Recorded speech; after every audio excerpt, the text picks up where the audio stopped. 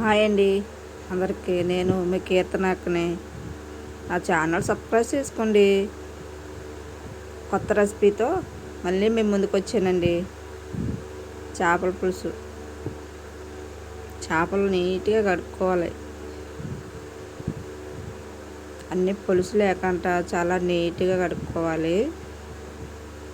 పచ్చి చేపలు తినడం వల్ల మెదడుకి చాలా ఆరోగ్యము. మెదడుకి బాగా పనిచేస్తుంది. నీట్గా కడిగి మంచి నీళ్ళతో అక్కడ ఏంటి నాచు పట్టింది అనుకోవద్దు. ప్రతిరోజు అక్కడ చెట్టు ఉండడం వల్ల అది అలాగే ఉంటుంది. ఒక పెద్ద చెట్టు ఉందా, చెట్టు కింద అన్నీ చేస్తాము. పల్లెటూరు కదండి, అన్నీ చెట్టు కింద చేస్తాము. అందరూ ఎలా ఉన్నారండి? అందరూ బాగున్నారా?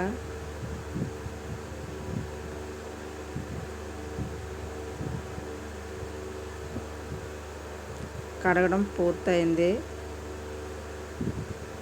బౌల్లో తీస్తాను కర్రీ. ముందుగా బాండీ పెట్టి నూనె వేసుకోవాలి. చూడండి, నూనె మరిగిన తర్వాత కరివేపాకు వేసాము.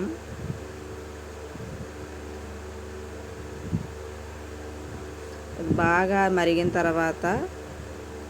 తర్వాత ఉల్లిపాయ, టమాటీ, పచ్చిమిర్చి, జీలకర్ర, అల్లము అన్నీ కలిసి పేస్ట్ లాగా. పల్లెటూరు కదండి, రాదుల మీద నూరుకుంటాము. కానీ ఇప్పుడు అర్జెంట్ టైం అయిపోతుంది కదా అని మిక్సీలో ఆడేసాను.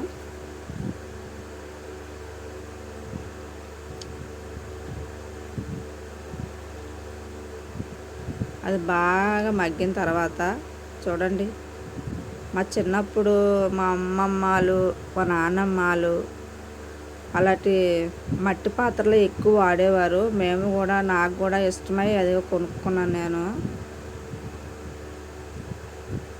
అది చేపల పులుసు చాలా టేస్టీగా ఉంటుంది. చల్లారిన తర్వాత బాగా తింటే. తర్వాత బాగా మగ్గిన తర్వాత కారము, ఉప్పు వేసి మరీ కొంచెంసేపు మగ్గనివ్వాలి.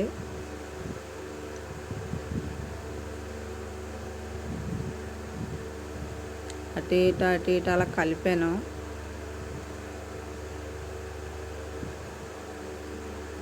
చక్కగా పుల్ల పొయ్యి మీద వండుకున్న అంత. ఇప్పుడు గ్యాస్ కోసం చూడండి చాలా ఇబ్బంది పడుతున్నారు. అదే పల్లెటూరులో అయితే ఎక్కడికైనా వెళ్ళి పుల్లలు తెచ్చుకోవచ్చు. మీకు పల్లెటూరు దగ్గరగా ఉంటే కామెంట్ చేయండి. చింతపండు పులుసు వేసాను.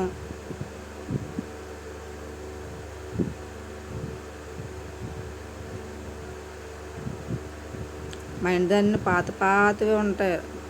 రుబ్బు రోళ్ళు ఉంటాయి,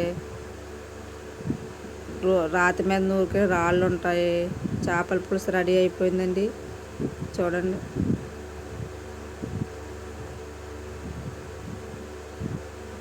చాలా టేస్టీగా ఉంది.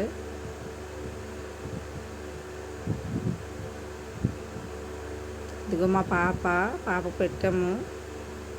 ఆ పాపకి కానాగడతలు అంటే చాలా ఇష్టము. అవి తప్ప మరి ఏ చేపలు తిందో. చేపల పులుసు మాత్రం ఎక్కువగా తింటుంది. అందుకని ఆ పాప హాస్టల్ నుంచి వచ్చినప్పుడల్లా చేపలు కానాగడతలు తీసుకొని చక్కగా దగ్గరే కర్రీ చేసి పెడతాము. తన కోసమైన చేపలు తీసుకుంటాము.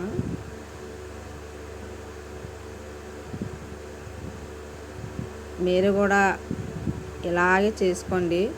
ఇది వేడివేడిగా తింటే కాదు, కానీ చల్లారిన తర్వాత తింటే చేపల పులుసు చాలా టేస్టీగా ఉంటుంది.